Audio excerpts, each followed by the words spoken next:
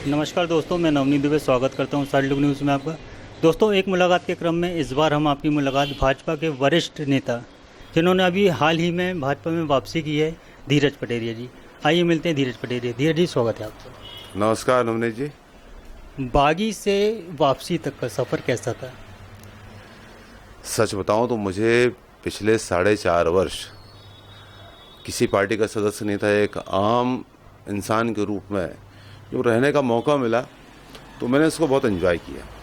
क्योंकि 16 साल की उम्र में दायित्ववान कार्यकर्ता बन चुका था, जिस वार्ड में रहता हूँ उस वार्ड का अध्यक्ष था, और लगातार सतत ये सफ़र जो है 2018 तक चलते रहा। तो और चुनाव भी जो लड़ा तो सब लोग साथ थे, ऐसा नहीं कि मैं पार्टी छोड़ के चुनाव लड़ा तो किसी दूरी बनी हो। चुनाव में भी साथ थे, चुनाव के बाद भी, और हमारे संबंध सबसे वैसे ही रहे हम लोगों के जैसे पूर्व काल पे तो। लेकिन एक पार्टी का दायित्व होने के नाते प्रवास करना और हर बैठक में जाना, हर कार्यक्रम को देखना एक जिम्मेदारी होती थी। तो उस जिम्मेदारी से मुक्त होकर एक बढ़िया मस्ती भरा समय बताया। और जैसी मुझे भी उम्मीद थी और सब कार्यकर्ताओं को भी उम्मीद थी कि जो जहाज का पंछी है वो कितना भी समंदर में चारों तरफ फैलता उड़ता है, लेकिन लौट कर वो जहाज पे ही वापस आता है। तो ये मानिए कि भारतीय जनता पार्टी का कार्यकर्ता जहाज का पंछी है वो। घर वापसी के दौरान आपके साथ जो मजमा रहा, या ये कह लें समर्थकों या शुभचिंतकों की भीड़ थी, वह भीड़ थी या आपके जुटाए समर्थक थे जिसमें आपको ये सिद्ध करना था धीरज पटेरिया का दमखम देख लो आप? कुछ सिद्ध करने की आवश्यकता नहीं थी, और आप मानिए कि 2 दिन पहले का तय किया हुआ कार्यक्रम था, तो इसमें बहुत ऐसा मौका भी नहीं किया, और कार्यक्रम कोई आपके शहर में भी नहीं हो रहा है। तो लोग यहाँ से भी पहुँचे, प्रदेश के अन्य हिस्सों से पहुँचे, भोपाल में कार्यक्रम तो स्वस्फूर्त जितने लोग पहुँच सकते थे सूचना जैसे पाई, और जितने लोग आए थे उससे 10-20 गुना लोग ये कह चुके कि हमें बताया क्यों नहीं, हमें जानकारी नहीं थी कार्यक्रम में होना। क्योंकि मैंने किसी भी तरह से, आप जैसे सोशल मीडिया पे जाएंगे तो मैंने ज्वाइनिंग के 1 दिन पहले शाम को एक पोस्ट डाली थी, कल शाम को भारतीय जनता पार्टी प्रदेश कार्यालय में भेंट होगी। कुछ भी नहीं लगा था कि ज्वाइन करने जाए, क्योंकि राजनीति की अनिश्चितता जो है मेरे दिमाग में भरी हुई है पूरी तरह से, क्योंकि बहुत सारी चीज़ें ऐसी देखी मैंने।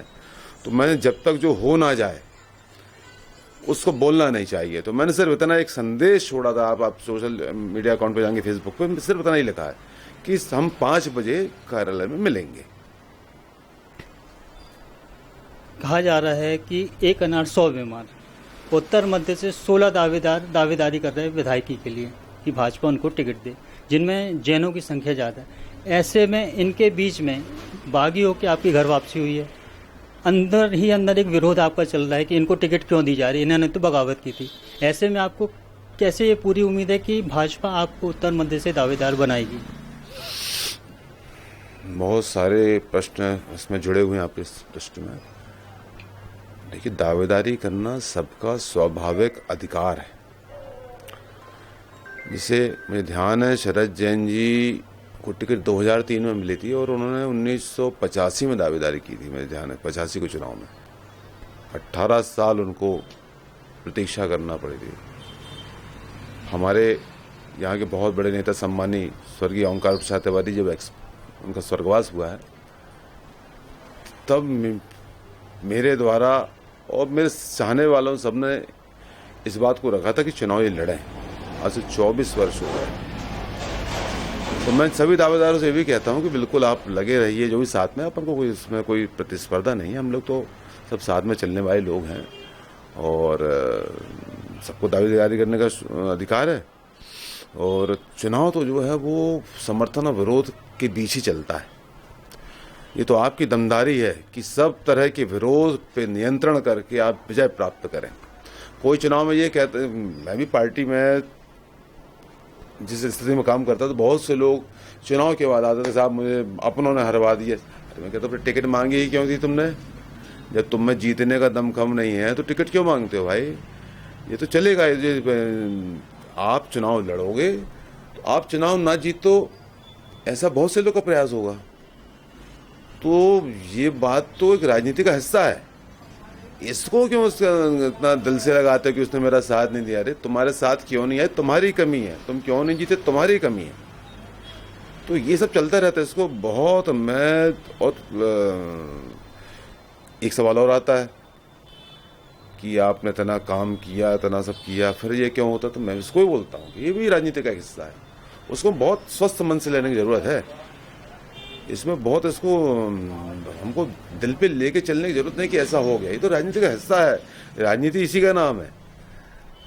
क्योंकि एक जो आपके साथ वाला रहेगा, जो आपकी समकक्ष है या जो वो भी था, तो वो कहीं ना कहीं चाहेगा कि वो पार्टी का भले कितना वफादार कार्यकर्ता हो, लेकिन उसको भी आदमी तो आगे बढ़ना है।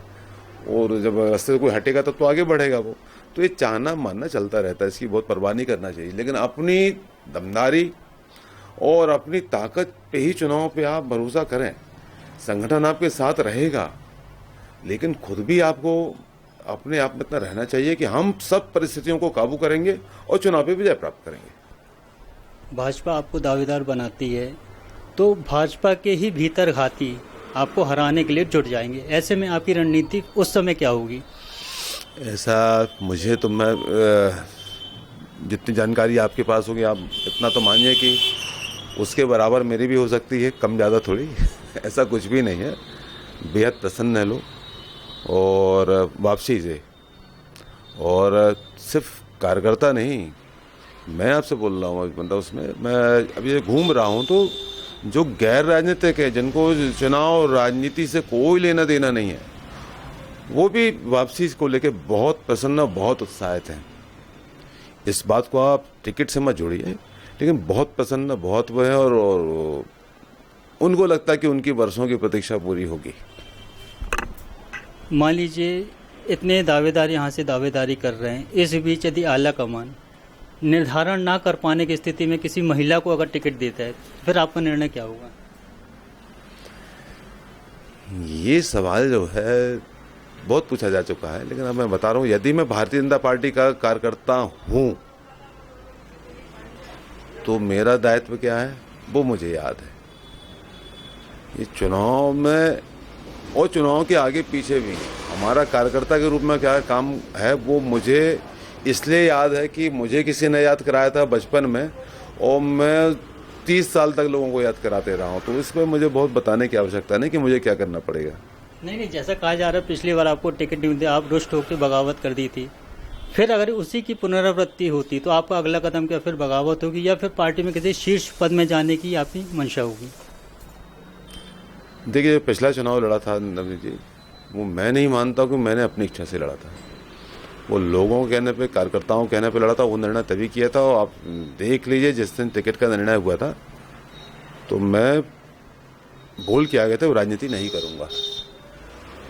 मैं बोल के आया था कि राजनीति नहीं करना है। और हाँ, समाज सेवा का काम और जो खुद से किया हुआ कमिटमेंट है कि हमको लोगों के लिए जीना है, काम करना है, उसके लिए राजनीति और राजनीतिक पार्टी और विधायक सांसद बनने की आवश्यकता नहीं है। छोटा मोटा काम कर भी अपने जीवन यापन कर लेंगे।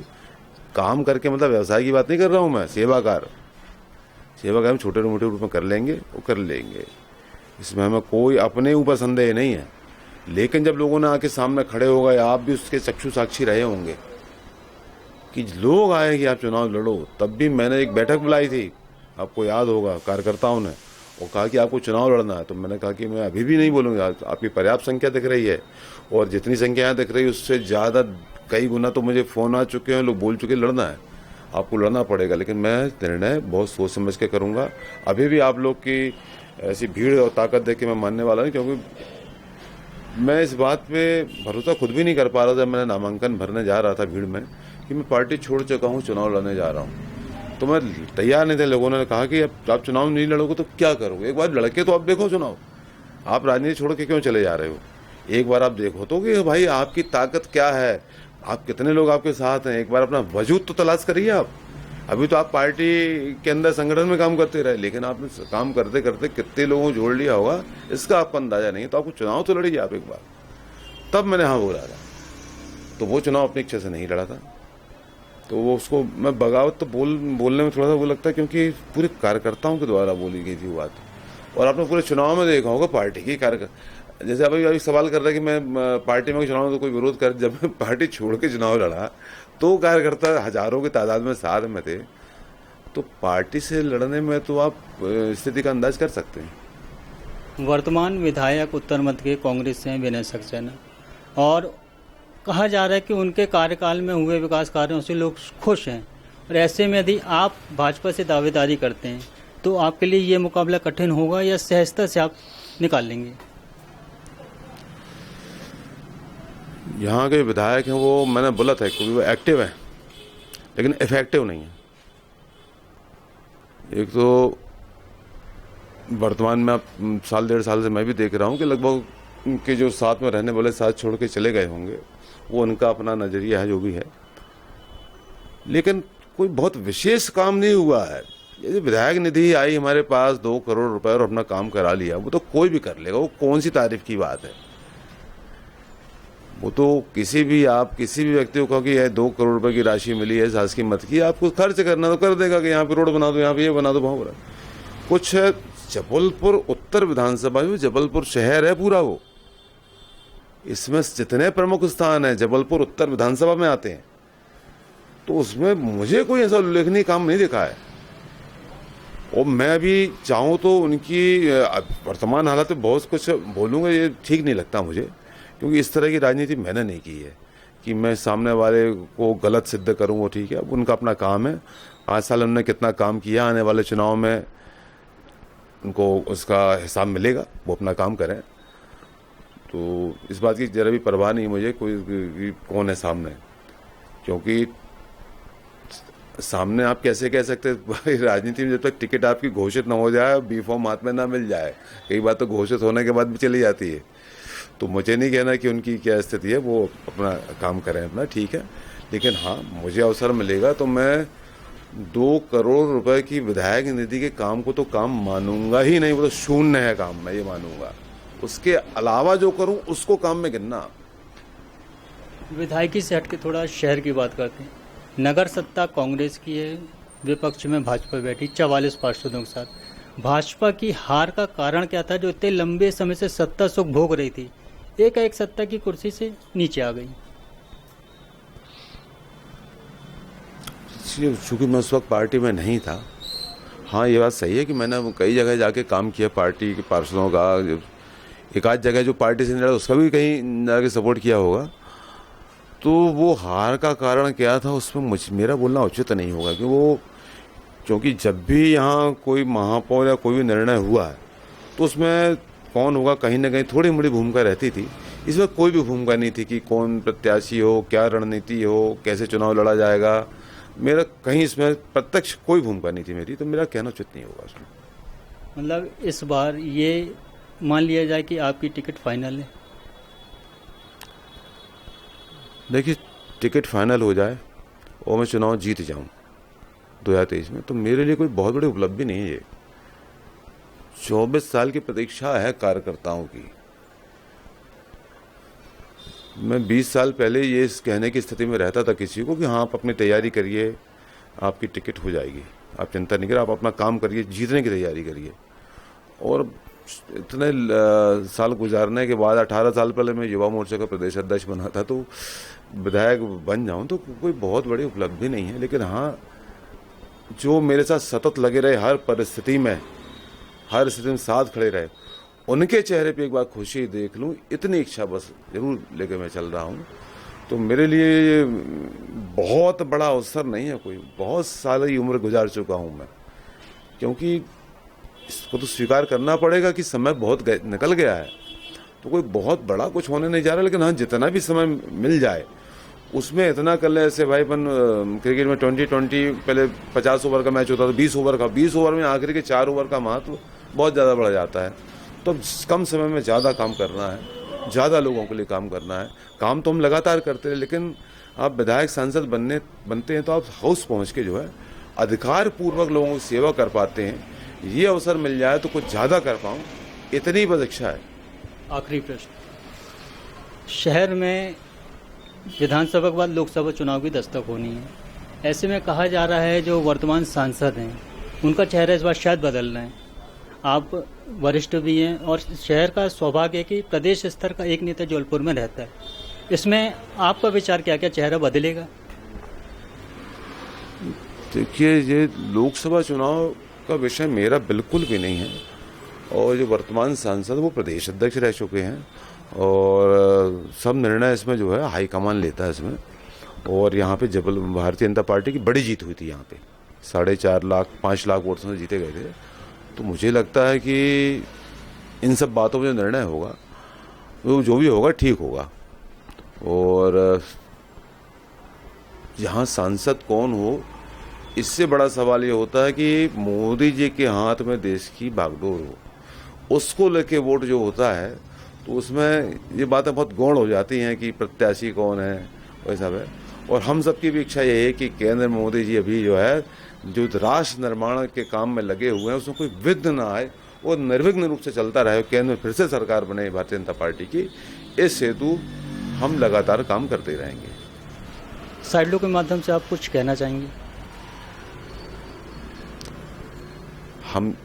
मैं इतना ही बस कहना चाहूँगा कि राजनीति में जो परिस्थितियाँ लगातार बदलती हैं, हम ध्येयवादी राजनीति करने का प्रयास करें, परिस्थिति कोई भी आए। मैंने आप पार्टी छोड़ी, सब कुछ किया हो, लेकिन कभी अपनी विचारधारा से ना हटूं, इसके लिए लगातार प्रयत्नशील था। तो सभी जितने भी राजनीति करते हैं उनसे यही कहना चाहूँगा, ध्येयवादी राजनीति करें। हम केवल नेम फेम के चक्कर में यदि हम राजनीति में आते हैं तो हम अपने साथ और राजनीति के साथ दोनों के साथ गलत करेंगे।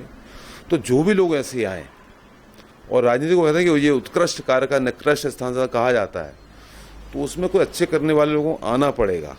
उसके लिए जो ऐसा करता है देखिए उसके साथ आके खड़े हो आप आगे, जो लगे कि हाँ ये राजनीति को बदलने की दिशा में कुछ कर सकता है, क्योंकि बहुत बड़ा काम है, कोई एक व्यक्ति कर भी नहीं सकता, तो बहुत से लोगों की आने की आवश्यकता है।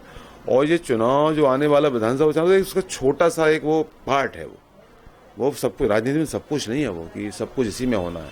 एक छोटा सा पार्ट माने और राजनीति को जो है शुचिता के साथ करें, क्योंकि शुचिता की महत्ता जो है समय समय पे अलग अलग लोगों ने बताई है।